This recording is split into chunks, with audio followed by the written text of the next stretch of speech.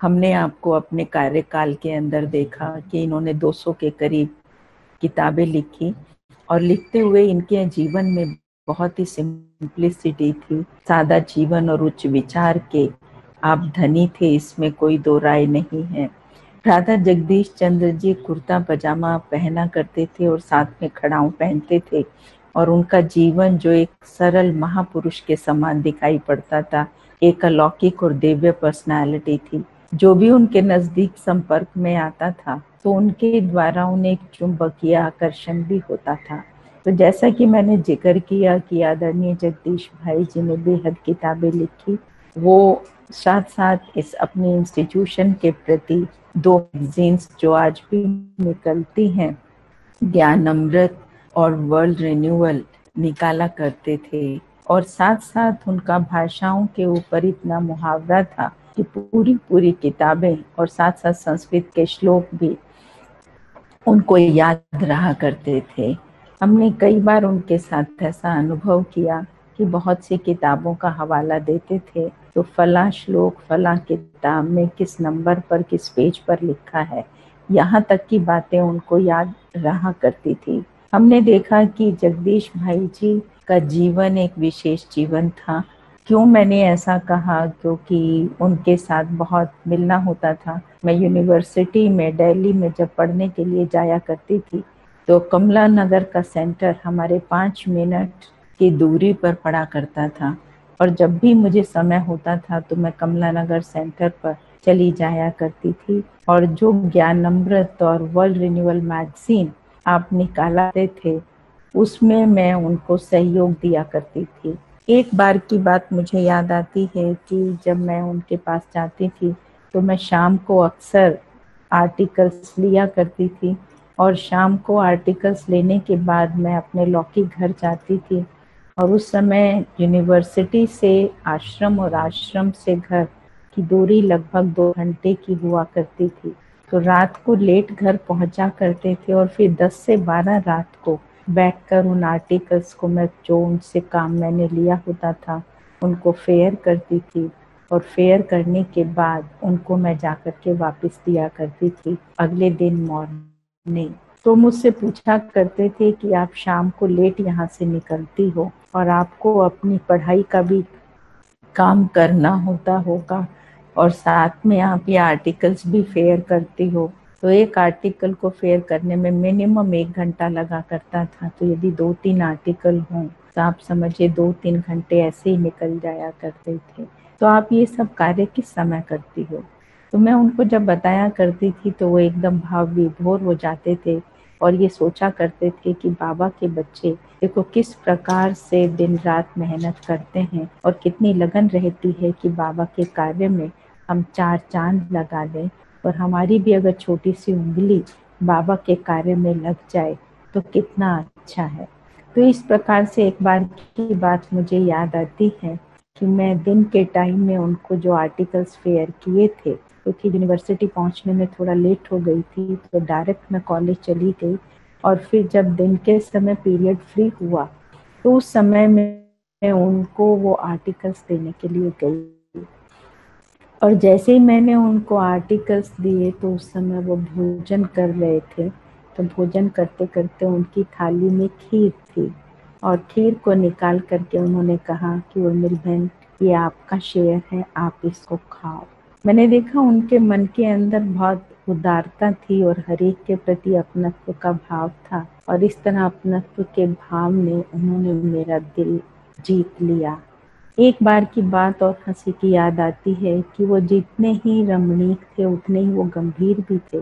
दोनों का बड़ा बैलेंस हुआ करता था। जब देखा करते थे तो मोस्टली गंभीर नजर आया करते थे लेकिन कई बार हंसी हंसी में कई बातें कर लिया करते थे।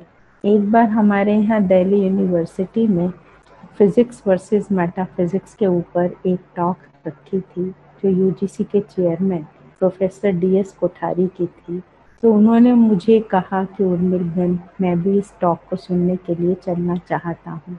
तो मैंने उनका प्रोग्राम बनाया था और मैं उनको लेने के लिए वहाँ पर गई थी। तो उन दिनों सर्दियों के दिन थे और उन्होंने स्वेटर जो पहना था वो हल्के लाइट येलो कलर का पहना हुआ था। तो जैसे ही वो अपने रूम से तैयार होकर बाहर निकले तो बाहर आए और हंसने लगे, पटाखा मारकर हंसे और पूछने लगे कि क्या ये रंग मुझे ठीक लग रहा है। मैंने कहा भाई साहब बिल्कुल ठीक लग रहा है, हल्का रंग है और ये चलेगा।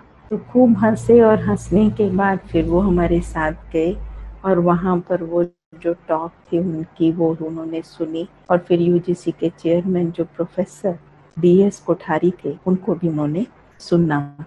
उसको सुनने के पश्चात एक बार उनके मन में आया, यदि इनसे हम ये लिखत लिखवा लेते हैं कि ब्रह्मा कुमारी संस्था एक एजुकेशनल इंस्टीट्यूशन है तो हम अपने कई कार्य आगे के लिए सिद्ध कर सकते हैं। तो जब यूजीसी के जो चेयरमैन प्रोफेसर DS कोठारी ये रिटायर हो चुके थे उन दिनों, और इनके बेटे प्रोफेसर LS कोठारी हमारे हेड ऑफ द डिपार्टमेंट थे, हमें पढ़ाया करते थे, तो मैंने उनसे इच्छा जाहिर की कि हमारे जो चीफ स्पोक्समैन हैं आदरणीय जगदीश भाई जी उनसे मिलना चाहते हैं।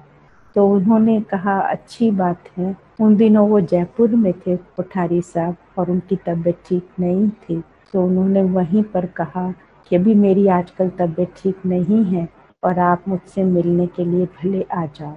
तो आदरणीय जगदीश भाई जी जयपुर में उनसे मिलने के लिए गए और मिलने के बाद उन्होंने उनको इच्छा जाहिर की कि आप हमें ये लिख कर के दें कि ब्रह्मा कुमारीज इंस्टीट्यूशन एक एजुकेशनल इंस्टीट्यूशन है।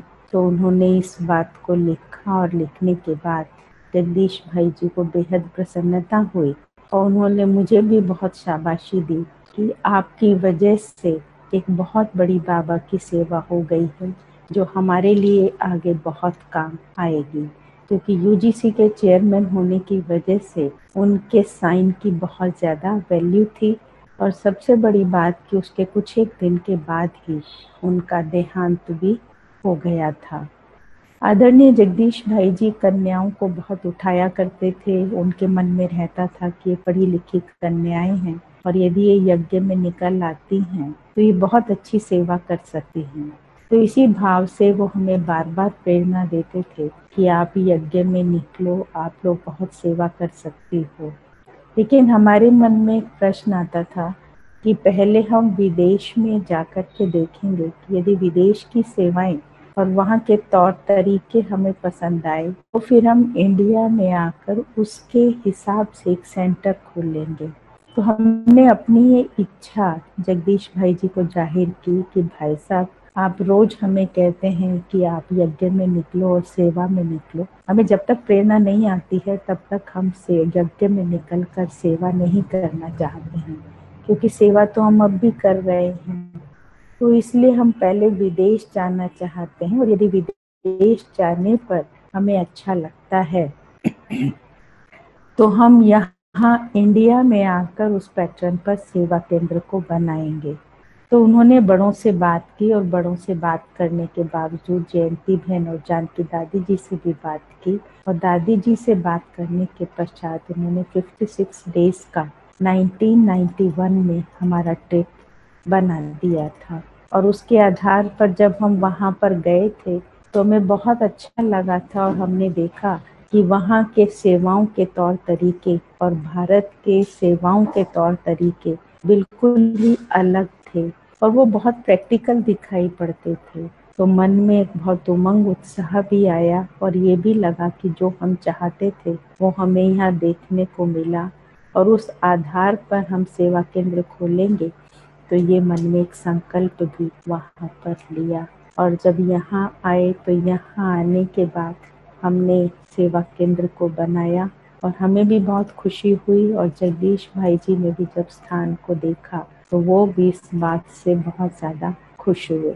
वो अक्सर हमें कहा करते थे, मैं उनसे लास्ट डेज में जब मिली थी तो उन्होंने मुझे कहा कि उर्मिल जब भी आप बाबा के सामने बैठते हो तो बाबा से ये जरूर पूछा करो कि बाबा मेरा रोल क्या है, आपने मुझे यज्ञ के अंदर किस लिए चुना है और मेरे जीवन का गोल क्या है, इसके ऊपर भी ध्यान देना बहुत ज़रूरी है। हमने देखा जगदीश भाई को अपने जीवन में बहुत लगन थी इस ज्ञान और योग की। इसलिए यज्ञ में सुनने में आता है कि जब वो नए नए इस ज्ञान में निकले थे तो वो जिस समय बहनें कहा करती थी उसी समय पहुंच जाया करते थे और बहुत प्रकार के प्रश्न पूछा करते थे। कई बार तो बहनें उनको ऐसा समय दे देती थी कि आप रात के समय आओ, तो वो रात को भी पहुंच जाया करते थे, क्योंकि उनको ईश्वर के प्रति अगाध स्नेह था और उन्होंने बहुत सी किताबें पढ़ी थी, लेकिन उनको ईश्वर की खोज अभी भी बनी हुई थी। अल्टीमेटली एक बार माउंट आबू में जाना था, उनका कोर्स पूरा हो चुका था और कुछ समय भी पूरा हो चुका था। तो उसके बाद जब माउंट आबू बाबा से मिलने का आया और जगदीश भाई जी को भी पूछा गया कि आप बाबा से मिलने जाएंगे, तो इन्होंने हाँ तो कर दी। लेकिन बड़ी दीदी को जब ये बताया गया कि दीदी वो जाना तो चाहते हैं, तो दीदी ने उनको कहा कि उनको कहो कि 108 बार अपने हाथ से निश्चय पत्र लिखे कि मुझे शिव बाबा पर निश्चय है, इसका कारण ये है, मुझे शिव बाबा पर निश्चय है, इसका कारण ये है। तो उनको ये लगा कि 108 बार तो लिखना मुश्किल है और आज ही जाने का दिन है, तो उन्होंने 27 बार लिख दिया और 27 बार लिखने के बाद उसे 4 से गुना कर दिया और लिख दिया कि ये 108 बार हो गया है। तो इस प्रकार से वे चतुर सुजान भी थे, लेकिन बहनें भी कम नहीं थी उनके निश्चय की परीक्षा लेने में। खैर, उनकी लगन को देखकर बहनों ने छुट्टी दी और अल्टीमेटली बाबा से मिलना हुआ। और जैसे ही वो बाबा से मिले तो बाबा ने एकदम उस बच्चे को पहचान लिया। और एक दिन की बात है कि वो क्लास में बैठे थे, बाबा ने सब बच्चों को एक पत्र लिखने के लिए कहा। पत्र तो केवल एक बहाना था, लेकिन ये बच्चों की एक परीक्षा की और उनकी स्वोन्नति की घड़ी थी। तो जगदीश भाई जी भी उस क्लास में उपस्थित थे और बाबा ने कहा रात्रि क्लास में कि मुझे कल सुबह तक एक लेटर चाहिए जो मुझे किसी वीआईपी को भेजना है। तो जैसे कि मधुबन के सिस्टम के अनुसार सब जगह लाइट्स ऑफ हो जाती थी, तो उस समय 10 बजे के बाद सब सो भी जाते थे, तो किसी को डिस्टरबेंस ना हो, तो इसलिए सब अपने बेड्स पर जाकर सो गए। और जो जगदीश भाई थे वो सोए नहीं और उन्होंने सोचा कि मैं इस पत्र को लिखता हूँ, जब बाबा ने ये कार्य मुझे दिया है तो मुझे इस कार्य को करना है। तो वो इसी लगन से उस पत्र को लिखने में लग गए और उन्होंने देखा कि कमरे के चारों तरफ तो लाइट्स ऑफ हैं, कोई एक स्ट्रीट लाइट जल रही थी। वो स्ट्रीट लाइट में चले गए और वहां जाकर के उन्होंने वो पत्र लिखा। बहुत सुंदर से उस पत्र को लिख लिया और उसके बाद फेयर करके अगले दिन सुबह में बाबा को दे दिया और रात्रि को चुपचाप जाकर कमरे में सो गए थे। तो सबको ये लगा कि किसी ने भी शायद इस पत्र को नहीं लिखा है, तो जगदीश भाई ने भी नहीं लिखा होगा।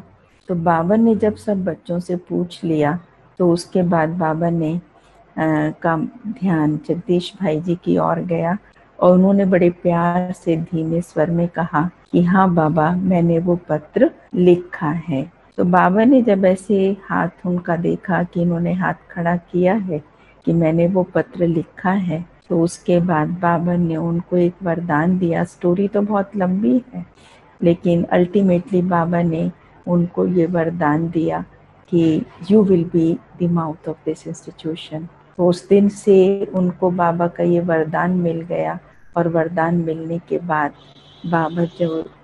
बाबा के यज्ञ का जितनी भी कारोबार थी, जितनी भी मैगजीन्स निकलती थी, जितनी भी किताबें लिखी जाती थी, ये सारी जगदीश भाई ही पूरी किया करते थे।